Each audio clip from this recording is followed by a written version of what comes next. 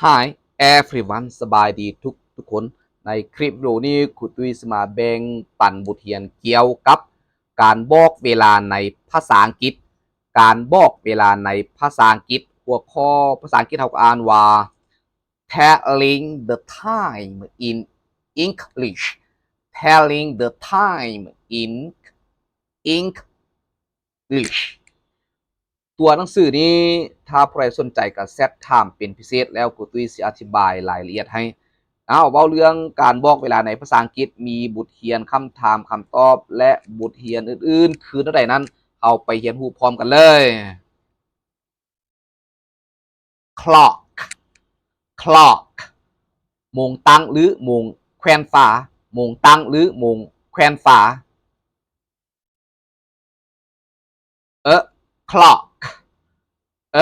clock โมง past ปาย before ปาย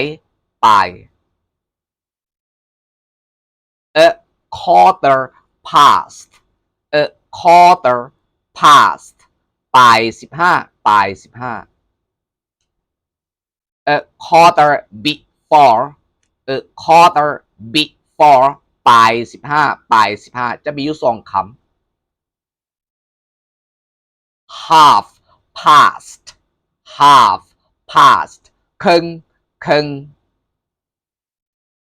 half before ครึ่ง true หยัง after ก็มีความหมายขึ้นกับวัตถุเนาะหยัง a quarter to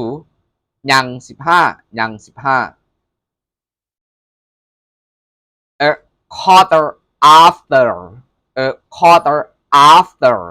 หยัง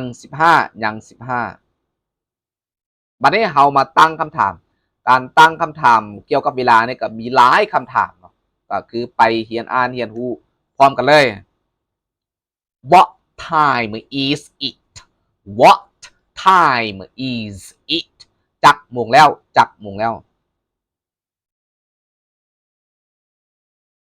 It is 2 o'clock It is 2 o'clock มันแม่น2 โมงWhat is the time What is the time จักโมงแล้ว It is 5 past 2 It is 5 past 2มันแม่น2 โมงปลาย5มันแม่น2 โมงปลาย5 Do you have the time Do you have the time จักโมงแล้วIt is 10 past 2 It is 10 past 2มันแม่น2 โมงปลาย10มันแม่น2 โมงปลาย10 Do you know what time is it Do you know what time is it จักโมงแล้วIt is a quarter past 2 It is a quarter past 2มันแม่น2 โมงปลาย15มันแม่น2 โมงปลาย15Can you tell me what time is it please Can you tell me what time is it please จักโมงแล้วIt is a 20 past 2 It is a 20 past 2มันแม่น2 โมงปลาย20มันแม่น2 โมงปลาย20 Could you tell me the time please Could you tell me the time please จักโมงแล้วIt is a 25 past 2 It is a 25 past 2มันแม่น2 โมงปลาย25มันแม่น2 โมงปลาย25 Do you happen to have the time Do you happen to have the time จักโมงแล้ว It is half past 2 It is half past 2มันแม่น2:30มันแม่น2:30 Have you got the right time Have you got the right time จักโมงแล้ว It is a 25 to 3 It is a 25 to 3มันแม่น3:25มันแม่น3:25 What time do you make it What time do you make it จักโมงแล้ว It is a 20 to 3 It is a 20 to 3มันแม่น3:20มันแม่น3:20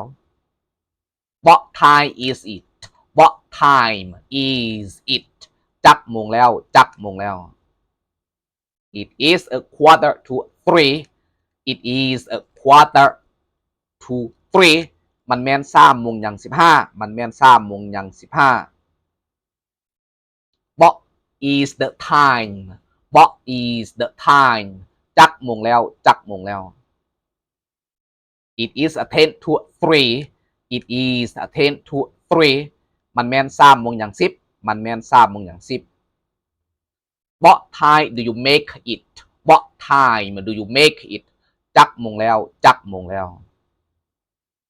It is a 5 to 3 It is a 5 to 3